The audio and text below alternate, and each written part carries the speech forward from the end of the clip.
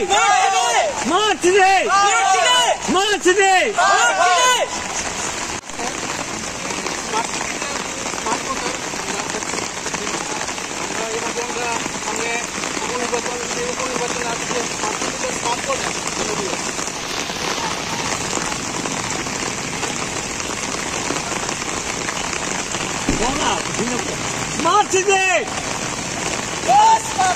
Smart today!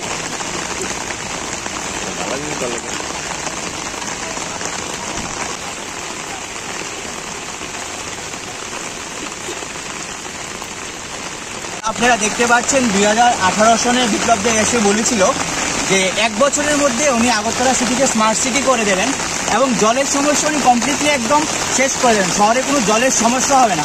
কিন্তু আমরা এই বছরই কিছুদিনের মধ্যে বারবার অনেকবার দেখতে পেয়েছি যে বারবার শহরের মধ্যে জল জমে যাচ্ছে, একটু বৃষ্টি হলে জল জমে যাচ্ছে। আজকে আপনারা দেখুন এখানে শহরের পুরো ব্যবসায়ীদের ক্ষতি করে, ব্যবসায়ী বন্ধ করে, যে বিপ্লব দেব বলেছিল মানুষের উন্নয়ন করবে, বিজনেস ওদের বন্ধ করে মানুষের ক্ষতি করে। সাধারণ রিক্সা চালক, চাওয়ালা, চপের দোকান, ফেরিওয়ালা যারাই আছে সবাই ব্যবসা বন্ধ হয়ে গেছে, কারণ ওরা বিপ্লব দেবকে বিশ্বাস করেছিল যে ওরা এই স্মার্ট সিটির জলের যে সমস্যাটা রয়েছে আমাদের ওনার কথা, যে স্মার্ট সিটি এই জলের সমস্যাটা উনি শেষ করে দেবেন। তার প্রতিবাদে আজকে আমরা জাহাজ তো ত্রিপুরাতে আসিনি, তো কী করবো আমরা? তার জন্য আমরা কলা গাছ কেটে ছোটো ছোটো নৌকা বানিয়েছি। আর এই স্মার্ট সিটিতে যে জল জমেছে তার প্রতিবাদে আমরা তৃণমূলের পতাকা লাগিয়ে আজকে শহরের প্রাণকেন্দ্রে মাঝখানে ব্যবসায়ীর পক্ষ থেকে, ছোট ফেরিওয়ালাদের পক্ষ থেকে, রিক্সা চালকদের পক্ষ থেকে, সবার থেকে আমরা এই রাজ্যবাসীর পক্ষ থেকে আমরা আজকে প্রতিবাদ জানাচ্ছি। ওরা দেখো, ওরা লজ্জা পাক, জাহাজ আসেনি, স্মার্ট সিটি হয়নি, কোনো ওদের প্রতিশ্রুতি কোনোটাই ঠিক হয়নি। তার জন্য আজকে এই প্রতিবাদ, যেন চোখে দেখে লজ্জা পায়, টিভিতে আজকে দেখে লজ্জা পায় কীভাবে বিরোধী দল দেখে লজ্জা দিচ্ছে।